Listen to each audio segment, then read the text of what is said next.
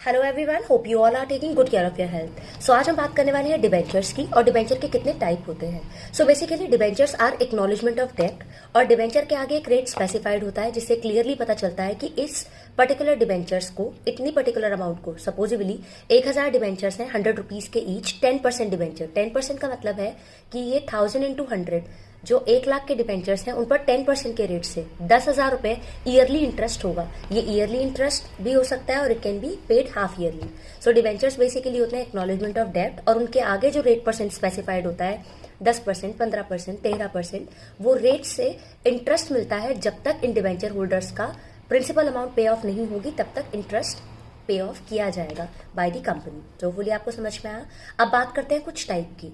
ठीक, so secured debenture और unsecured debenture. Secured debentures जो किसी एसेट के against like as security asset रखा गया है अगर किसी डिबेंचर के अगेंस्ट, तो सिक्योर्ड डिबेंचर हो जाते हैं। और अनसिक्योर्ड डिबेंचर जिनके अगेंस्ट कोई सिक्योरिटी नहीं रखी गई है। ठीक, अगर ये सिक्योर्ड डिबेंचर्स भी हैं तो भी इन पर फिक्स्ड और फ्लोटिंग चार्जेस होता है। फिक्स चार्जेस मतलब इस एसेट को यूज कर लिया जाएगा for the payment by the debenture holders, और फ्लोटिंग मतलब इन एसेट्स को यूज नहीं किया जाएगा बाय द डिबेंचर होल्डर्स।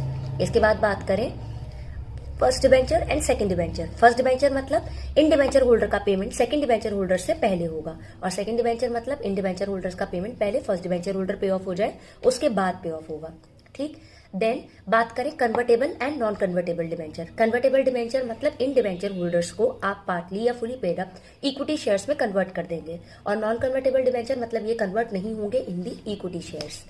इसके बाद बात करें कूपन रेट या डीप डिस्काउंट बॉन्ड या जीरो कूपन बॉन्ड भी जिसको कहते हैं। तो कूपन रेट मतलब वही जो मैंने अभी आपको इनिशियली बताया कि 10%, 15%, 13% जो भी रेट स्पेसिफाइड है इन डिबेंचर्स पर, उनकी फेस वैल्यू पर उतने रेट से इंटरेस्ट आपको ईयरली या हाफ ईयरली पे किया जाता है। तो ये कूपन रेट डिबेंचर कहा जाते हैं।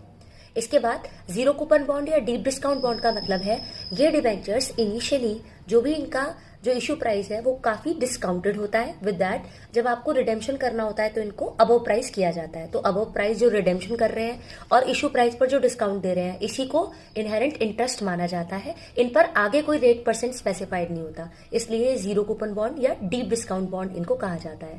सो होपफुली आपको समझ में आया। For more such videos go and explore my channel अकाउंट्समेंट।